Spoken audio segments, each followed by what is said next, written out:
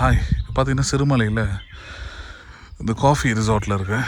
So அதோட entrance இது தான். என்ட்ரன்ஸ்னால் மெயின் என்ட்ரன்ஸ் வேறு.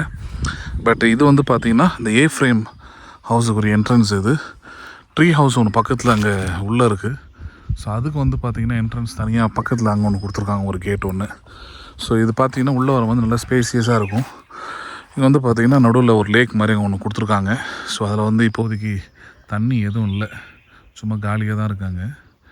ஸோ இது வந்து என்னுடைய பைக்கு. இங்கேருந்து பார்த்தீங்கன்னா ஏ ஃப்ரேம் ஹவுஸ் உங்களுக்கு தெரியும்.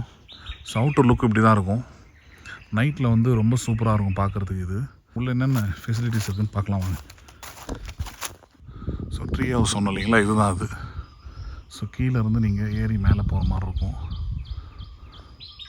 6,000 ஆகுது பர் டேக்கு. ஏ ஃப்ரேம் ஹவுஸ் வந்து பார்த்திங்கன்னா உங்களுக்கு 5,000. ஸோ இப்படி தான் படிக்கட்டு கொடுத்துருக்குறாங்க. உள்ளே வந்தீங்கன்னா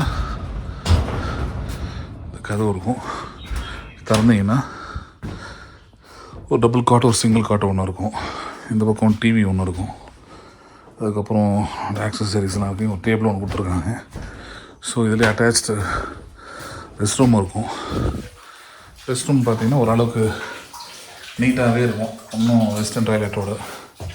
பட் பெரிய அளவுக்கான ஃபெசிலிட்டிஸ் ஒன்றும் கிடையாது. ஸோ இவ்வளோ தான் ஏ ஃப்ரேம். இங்கேருந்து 2 விண்டோ இருக்கும். இங்கேருந்து பார்த்தீங்கன்னா அழகாக இருக்கும் பார்க்குறதுக்கு.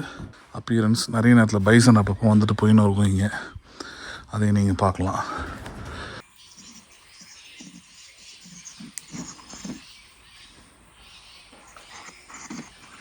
ஸோ அது பைசன், அது வரையும் வந்துச்சு, என்னை பார்த்தோன்னே ஓடிடுச்சு அது. ஸோ இதுதான் ஸ்டேக்கு மட்டும் ஃபோக்கஸ் லைட் போட்டிருக்குறாங்க. மற்றபடி எதற்கு எல்லாமே இருட்டாக தான் இருக்குது. பரவாயில்ல.